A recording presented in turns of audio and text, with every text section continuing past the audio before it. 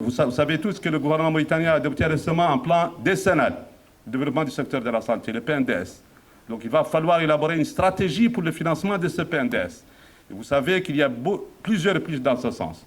Il y a l'assurance maladie, c'est le premier chantier. Et là, le gouvernement mauritanien a fait des efforts durant les dernières années. On est passé de 15% d'assurés assurance contributive CNAM à 36%, et le directeur général de la CNAM est là, et ses cadres, et certainement vous diront beaucoup plus sur ça. Il y a un chantier à faire pourtant. Il y a des pistes d'élargissement aussi des champs d'intervention de la CNAM qui pourraient, et là peut-être lui va expliquer beaucoup plus ça, qui pourraient amener ce chiffre à 50% de la population mauritanienne d'ici l'année 2024.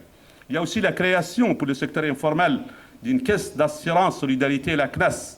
Et là aussi, un grand espoir, c'est cette caisse nationale d'assurance maladie. Et je crois qu'avec la directrice générale et son équipe, avec les partenaires, on pourra faire adhérer beaucoup plus de Mauritaniens à cette caisse nationale d'assurance solidarité. Il y a aussi une autre piste de financement qui sont des gratuités. L'État mauritanien, le gouvernement mauritanien prend en charge plusieurs gratuités. Le forfait obstétrical, la gratuité de réanimation, soins et autres, et la gratuité des transports médicalisés, le transport des accidentés, la gratuité des médicaments pour les dialysés, pour l'oncologie, pour les maladies tuberculose, sida et autres.